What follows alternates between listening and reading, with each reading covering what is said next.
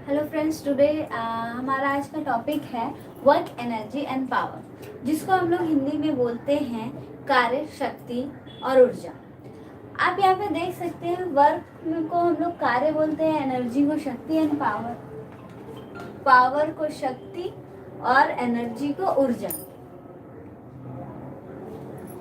तो आज का हमारा टॉपिक यही है, जिसके अनुसार हम लोग पढ़ेंगे कि वर्क क्या होता है, एनर्जी क्या होता है, पावर क्या होता है और ये किस तरह से हमारी डेली लाइफ के लिए यूजफुल है, और साथ ही साथ इसमें से क्वेश्चंस किस तरह से आते हैं। तो सबसे पहले तो हम लोग ये समझते हैं कि वर्क होता क्या है।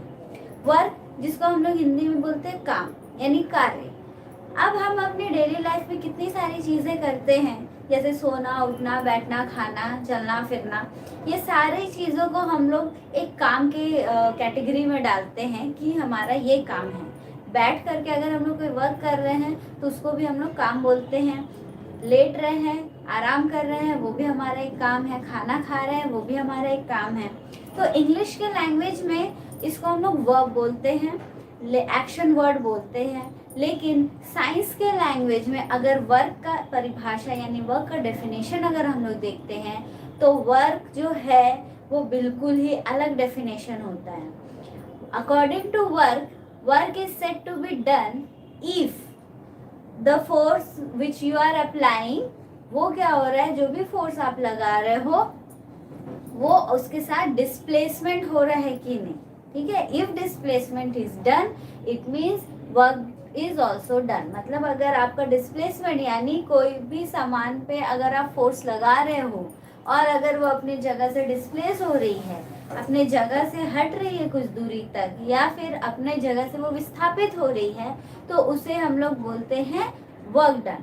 मतलब अगर आप किसी को फोर्स लगा रहे हो, फॉर एग्जाम्पल अगर मैं इस बोर्ड पे फोर्स लगा रही हूँ लेकिन अगर ये अपनी जगह से नहीं हट रहा, डिस्प्लेस नहीं हो रहा है, तो इसका मतलब मेरा फोर्स लगाना यहाँ पे वेस्ट हो गया, वो कोई काम का नहीं हुआ। मत क्यों? क्योंकि इसका जगह वहाँ से नहीं हटा। उसी तरह से अगर मैं किसी दीवार को पुश कर रही हूँ लेकिन वो दीवार तो अपनी जगह से हटेगा नहीं, तो वहाँ पे जो मेरा फोर्स लग रहा है वो वेस्ट हो जाएगा। क्यों? क्योंकि वहाँ पे डिस्प्लेसमेंट क्या हो गया, जीरो हो गया। तो अकॉर्डिंग टू साइंस, साइंस के लैंग्वेज में वर्क तभी होता है जब आप उस पर बल लगा रहे हो, फोर्स लगा रहे हो और वो अपनी जगह से हट रहा है, तब आप उसको बोलेंगे वर्क। तो वर्क का फॉर्मूला होता है फोर्स इंटू डिस्प्लेसमेंट। अब जैसे मैं आपको बार बार बता रही हूँ, डिस्प्लेसमेंट नहीं होगा तो वर्क भी नहीं होगा। कैसे नहीं होगा? According to this formula, work equal to force into displacement. आपने फोर्स लगाया लेकिन अगर डिस्प्लेसमेंट हुआ ही नहीं तो डिस्प्लेसमेंट यहाँ पे जीरो हो गया। आपने कितनों भी, मान लीजिए 3 न्यूटन का फोर्स लगाया लेकिन डिस्प्लेसमेंट आपका जीरो हुआ, तो work done is also zero. ठीक है, तो according to science we can not say that, हम लोग नहीं बोल सकते कि अगर हमने सिर्फ फोर्स लगाया आपकी एनर्जी वेस्ट हुई, इसका मतलब आपने वर्क किया। नहीं, वर्क तभी होगा जब किसी भी बॉडी का या किसी भी चीज़ का अगर डिस्प्लेसमेंट होता है, विस्थापन होता है, तभी आप बोल सकते हैं कि वहाँ पे वर्क डन हुआ। अब यहाँ पे देखिए, वर्क डन का एक और फॉर्मूला है एफ एस कॉस थीटा। ये सिंपल बेसिक जो फॉर्मूला होता है हमने यहाँ पे ये यूज़ किया है। और वर्क डन का एक और फॉर्मूला होता है एफ एस कॉस थीटा। अब मैं आपको बताती हूँ इन सब का मीनिंग क्या है। एफ का मतलब होता है फोर्स यानी बल, एस होता है डिस्प्लेसमेंट यानी विस्थापन, और थीटा, थीटा क्या है? Angle of force and displacement, कि जिस एंगल से आपने फोर्स लगाया और जितना डिस्प्लेसमेंट हुआ उन दोनों के बीच में एंगल आपका क्या है। अब जैसे आप यहाँ पे देख सकते हैं कॉस थीटा, तो थीटा का वैल्यू आपका अगर डिफरेंट थीटा का वैल्यू है तो वैल्यू पे ये डिपेंड करता है। आपको पता होगा कि cos 0 होता है 1 और cos 90 इक्वल टू होता है 0। तो अगर cos 90 0 है, cos 90 0 है तो ये टर्म भी 0 हो जाएगा, और जब ये 0 हो जाएगा तो आपका वर्क भी 0 हो जाएगा। इसीलिए if theta equals to 90 work will be 0। क्यों? क्योंकि cos 90 का वैल्यू 0 है। अगर ये टर्म 0 होता है तो पूरा आपका वर्क भी 0 हो जाता है। इसका मतलब ये हुआ कि फोर्स और जो डिस्प्लेसमेंट हो रहा है, अगर उन दोनों के बीच में 90 डिग्री का एंगल बनता है, इसका मतलब क्या हुआ कि वो फोर्स वहाँ पे जो भी फोर्स लग रहा है और जो भी डिस्प्लेसमेंट हो रहा है, अगर उनके बीच का एंगल 90 डिग्री है, इसका मतलब वहाँ पे वर्क डन क्या हो रहा है? 0 हो रहा है। अब यहाँ पे देखिए थीटा लेस देन 90, मतलब अगर थीटा का वैल्यू यहाँ से आप देख सकते हैं 0 1 है, 90 0 है, मतलब ये 0 पे 1 हो रहा है और 90 पे 0 हो रहा है। इसका मतलब यहाँ पे क्या हो रहा है कि वैल्यू इसका यहाँ पे अगर 90 से कम है तो बढ़ रहा है, 90 से अगर ज़्यादा होगा तो कम, डिक्रीज हो रहा है। यहाँ पे वैल्यू डिक्रीज हो रहा है। देखिए 0 में 1 हो रहा है, 90 में 0, तो वैल्यू यहाँ पे डिक्रीज हो रहा है। मतलब जैसे जैसे इसका वैल्यू बढ़ रहा है, इसका वैल्यू घट रहा है। मतलब यहाँ पे ऑपोजिट इन लोगों का रिलेशन है। तो इसीलिए अगर थीटा 90 से कम है तो वर्क विल बी पॉजिटिव, मतलब उसका वैल्यू बढ़ रहा है, क्योंकि यहाँ पे वैल्यू 0 to 90 या 90 प्लस में अगर जाएंगे तो वैल्यू यहाँ से डिक्रीज होता चला जाएगा। उसी तरह थीटा का वैल्यू ग्रेटर देन 90 है, अगर 90 से ज़्यादा होगा तो नेगेटिव में, क्योंकि 0 के बाद तो नेगेटिव वैल्यूज आना शुरू हो जाता है, 90 के बाद जितने भी वैल्यूज आएंगे वो नेगेटिव टर्म में आएंगे, तो वर्क विल बी नेगेटिव। तो अगर 90 से ज़्यादा है तो नेगेटिव होगा, 90 से कम है तो पॉजिटिव होगा, और 90 के इक्वल है तो 0 होगा। तो ये आप यहाँ पे इक्वेशंस देख सकते हैं कि वर्क का जो है डेफिनेशन क्या होता है। वर्क का डेफिनेशन ये होता है कि अगर आपने फोर्स लगाया और वस्तु अपने जगह से हटी, जो भी बॉडी है अगर उसका डिस्प्लेसमेंट होता है तभी वो work is to be done. और यहाँ पे मैंने यहाँ पे फॉर्मूलाज बताए, आपने देख लिया कि वर्क होता क्या है और किस तरह से ये काम करता है। तो इसमें से क्वेश्चन इस तरह से आ सकते हैं कि एक कूली है, वो एक लगेज लेकर, एक भार लेकर के खड़ा है, तो क्या वो वर्क कर रहा है, क्या कार्य हो रहा है? तो आपका आंसर क्या होगा? तो अगर कोई कूली है और वो बोझ लेकर के अगर खड़ा हुआ है, वहाँ पे क्या हो रहा है, उसका फोर्स लग रहा है, लेकिन वहाँ पे डिस्प्लेसमेंट अगर नहीं हो रहा है तो आप बोल सकते हैं कि वहाँ पे वर्क भी नहीं हो रहा है। तो इसमें से इसी तरह के क्वेश्चन आते हैं। अब आते हैं एनर्जी में। एनर्जी में क्या हो रहा है? एनर्जी हमारे दो तरह की एनर्जी होती है। एनर्जी क्या होती है? एनर्जी कार्य करने की क्षमता को एनर्जी यानी ऊर्जा बोलते हैं, यानी कैपेसिटी ऑफ डूइंग वर्क। आपके अंदर कितनी एबिलिटी भी बोल सकते हैं या कैपेसिटी भी बोल सकते हैं कि आपके अंदर काम करने की कितनी क्षमता है, वही उस ऊर्जा कहलाती है, एनर्जी कहलाती है। अब अगर हम लोग देखा जाए तो एनर्जी जो है, तो there are two types of energy. देखिए, forms of energy is different and types of energy is different. तो यहाँ पे हम लोग बात करते हैं टाइप्स ऑफ एनर्जी की। टाइप्स ऑफ एनर्जी यहाँ पे हमारे पास दो एनर्जी है, एक है पोटेंशियल एनर्जी और एक है काइनेटिक एनर्जी।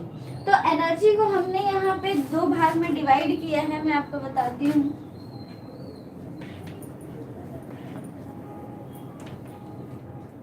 एनर्जी जिसको हम लोग हिंदी में बोलते हैं ऊर्जा, इसको हमने दो भाग में डिवाइड किया है, potential energy and kinetic energy. अब पोटेंशियल एनर्जी क्या होता है, काइनेटिक एनर्जी क्या होता है? पोटेंशियल को हम लोग हिंदी में बोलते हैं स्थितिज ऊर्जा और काइनेटिक एनर्जी को बोलते हैं गतिज ऊर्जा। पोटेंशियल एंड काइनेटिक, पहले मैं यहाँ पे आपको फॉर्मूला बताती हूँ, इसके बाद फिर आगे हम लोग इसके बारे में बात करेंगे। mgh एंड हाफ mv², ये दोनों का फॉर्मूला है। और एनर्जी को यहाँ का ऐसा यूनिट होता है जूल। अब आप यहाँ पे देखिए कि पोटेंशियल एनर्जी क्या होता है। पोटेंशियल एनर्जी वो होता है जो किसी भी वस्तु के उसके स्थिति के कारण जो उत्पन्न होने वाली जो ऊर्जा होती है, उसी को स्थितिज ऊर्जा, या फिर अगर इंग्लिश में बोले तो हम लोग ये बोल सकते हैं कि the energy possessed by a body due to its position. अपने पोजीशन यानी अपनी स्थिति के कारण जो उसमें ऊर्जा उत्पन्न हो रही है, वही उसका पोटेंशियल एनर्जी है, जिसका फॉर्मूला होता है mgh। अब मैं बताती हूँ कि mgh यानी m क्या है, g क्या है और h क्या है। m होता है mass of the body, g होता है acceleration due to gravity, NH होता है height of the body. Mass यानी m, g acceleration due to gravity and h is the height of the body.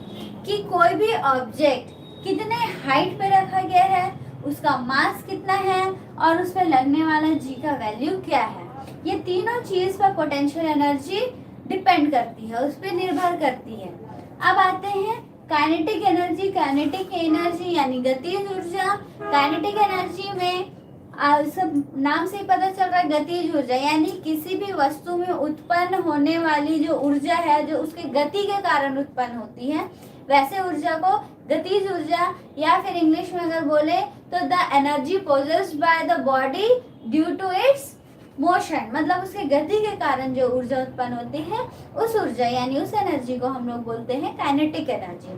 Kinetic energy जैसे कि अगर वो motion में है तो उस पर कुछ वेलोसिटी होगा ही, तो हाफ इंटू mv²।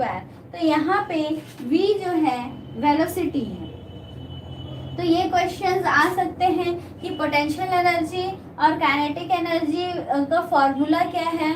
अगर आपको दे दिए कि हाफ mv² है तो यहाँ पे v क्या होता है, या फिर mgh है तो g का वैल्यू क्या होगा, या फिर h का मीनिंग क्या होता है यहाँ पे। तो आप इस तरह से इसमें से क्वेश्चंस आ सकते हैं। अब आपको बताती हूँ एग्जाम्पल्स ऑफ पोटेंशियल एनर्जी कि आपके डेली लाइफ में पोटेंशियल एनर्जी के क्या क्या एग्जाम्पल। सबसे पहले तो दिमाग में आता होगा कि कोई चीज़ अगर स्थिर रखी हुई है तो उसमें एनर्जी कैसे आएगी, वो तो स्थिर रखी हुई है। लेकिन मैं आपको एग्जाम्पल बताती हूँ कि अगर आपके पास एक स्प्रिंग है, आपने उसको स्ट्रेच करके रखा हुआ है, लेकिन जैसे आप उसको छोड़ोगे वो क्या होगा, वो या तो गिर जाएगी या फिर उड़ जाएगी। तो उसके अंदर इतनी एनर्जी है, मतलब कोई भी स्ट्रेच्ड अगर स्प्रिंग आप यूज़ कर रहे हो वहाँ पे तो वो रुकी हुई है लेकिन उसके अंदर बहुत एनर्जी भरी हुई है। तो जो स्ट्रेच स्प्रिंग होता है उसमें पोटेंशियल एनर्जी होती है। फिर ऊपर रखा हुआ एक पत्थर जो कभी भी गिर सकता है, एक हाइट पे रखा हुआ पत्थर जो ऊपर से कभी भी गिर सकता है, उसके अंदर भी पोटेंशियल एनर्जी है कि उसमें इतनी कैपेसिटी है कि अगर वो गिरता है तो उसमें बहुत high amount of energy possess होगी। फिर energy of spring in a watch. Watch यानी घड़ी में अगर कोई स्प्रिंग है वो भी स्ट्रेच फॉर्म में रहती है, स्ट्रेच फॉर्म में है यानी उसमें लार्ज अमाउंट ऑफ एनर्जी उसमें पहले से ही है। तो ये हमारे डेली लाइफ के एग्जांपल्स हैं। Energy of water collected at height, अगर बहुत ऊंचाई पे अगर पानी कलेक्ट करके रखा हुआ है, जब उसको ऊपर से नीचे गिराते हैं तो उसमें बहुत लार्ज अमाउंट ऑफ एनर्जी उसमें होती है। तो जब वो रुका हुआ है तो भी उसमें एनर्जी है, उससे वो है आपका पोटेंशियल एनर्जी, और जब ऊपर से नीचे गिरती है तब वो है आपका काइनेटिक एनर्जी। तो वो उसकी स्थिति के कारण उसमें लार्ज अमाउंट ऑफ एनर्जी उस समय उसमें पोजेस की हुई है। अब मैं आपको बताती हूँ relation between kinetic energy and momentum. Kinetic energy का फॉर्मूला हमने यहाँ पे लिखा हुआ है और मोमेंटम का फॉर्मूला होता है mass into velocity. Kinetic energy equals to half mv²। Momentum को हम लोग p से डिनोट करते हैं, इसका फॉर्मूला होता है मास इनटू वेलोसिटी। अब आप यहाँ पे अगर दोनों को रिलेट करना है तो आप देख सकते हैं कि ये फॉर्मूला में half m into v into v, तो ये जो मास इंटू वेलोसिटी को हमने अलग कर दिया, ये बन गया p यानी मोमेंटम और काइनेटिक एनर्जी।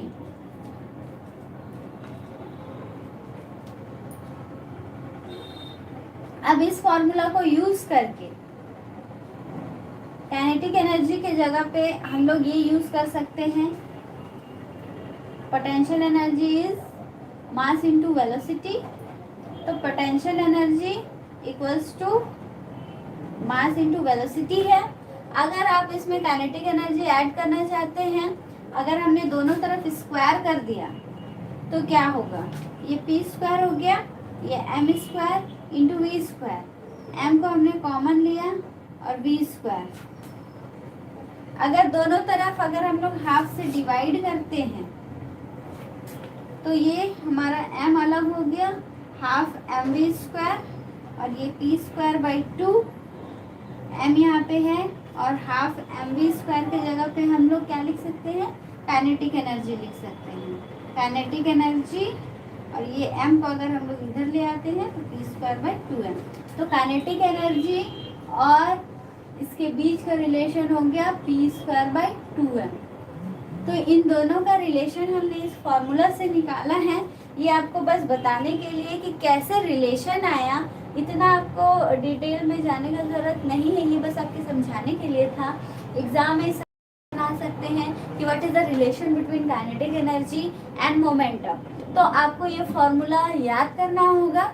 अगर नहीं याद है, नहीं लर्न है, तब आप शॉर्टकट में फटाफट आप ये सॉल्यूशन करके आप उन दोनों के बीच में रिलेशन निकाल सकते हैं। क्यों? क्योंकि आपको काइनेटिक एनर्जी का भी फॉर्मूला पता है जो होता है हाफ mv², और मोमेंटम का भी फॉर्मूला पता होता है जिसका वैल्यू है मास इनटू वेलोसिटी। अगर आप ये निकाल लेते हैं तो बहुत अच्छा है, और अगर आपको ये लर्न है तो भी बहुत अच्छा है, आपको टाइम वेस्ट नहीं होगा।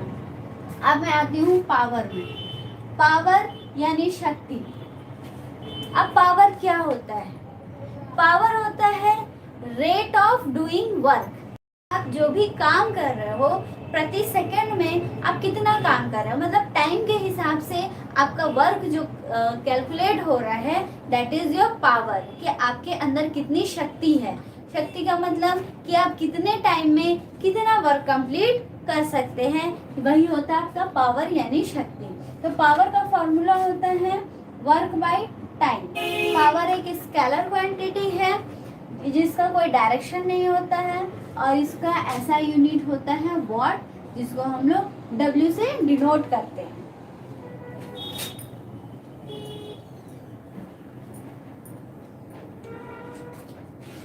अब 1 वॉट इक्वल्स टू 3600 जूल होता है। तो ये भी बहुत ही इम्पोर्टेंट है कि 1 वॉट में कितने जूल होते हैं। और अगर जब हम लोग 1 किलोवाट की बात करें तो ये हो जाएगा 3.6 इंटू 10⁻6 जूल। तो यहाँ पे अगर किलोवाट आ जाता है तो 3 zeros और एक्स्ट्रा ऐड हो जाते हैं, और पॉइंट को इधर लेकर के आए तो हमारा 10⁻6 जूल हो गया। तो ये भी बहुत ही इम्पोर्टेंट है एग्जाम पॉइंट ऑफ व्यू से कि 1 kilowatt equal to how much, कितना जूल होता है, ये क्वेश्चन आ सकता है। 1 horse power equal to 746 watt होता है, ये भी बहुत इम्पोर्टेंट है। अब कंफ्यूज करने के लिए ये भी दे सकते हैं कि 1 watt equals to 1 joule second. अब आप बोलोगे ये 1 जूल सेकेंड कहाँ से आया? जूल वॉट यानी वर्क का आपका यूनिट है, और टाइम का यूनिट होता है सेकेंड। तो चाहे आप 1 वॉट लो और चाहे 1 जूल सेकेंड लो, दोनों का मीनिंग सेम है। अब आते हैं 1 किलोवाट। 1 किलोवाट यानी उसमें हम लोग अगर 3 zeros और ऐड कर देते हैं तो 10⁻3 वॉट, या फिर 10⁻3 जूल पर सेकेंड। जब हम लोग इसको मेगावाट कर देते हैं तो 3 zeros और ऐड हो जाएंगे, 10⁻6 वॉट और 10⁻3 जूल पर सेकेंड। तो आप देख सकते हैं कि ये जो वर्क एनर्जी पावर है ये बहुत ही इम्पॉर्टेंट चैप्टर है, और इसमें से बहुत सारे क्वेश्चन इस तरह से आ सकते हैं। बहुत बड़ा चैप्टर नहीं है, छोटा सा चैप्टर है, और इतना आपके लिए काफ़ी है जो आप एग्ज़ाम के लिए तैयार कर सकते हो। बहुत ही इजी चैप्टर है, और जो आपके डेली लाइफ के लिए भी बहुत यूज़फुल है। तो इस तरह से आपने देखा कि किस तरह से हम इसमें से क्वेश्चन अराइज हो सकते हैं, पूछ सकते हैं, और आप इसको कैसे समझ सकते हो। तो आप देखते रहिए, इस तरह के आगे भी मैं वीडियोस लेकर के आऊँगी।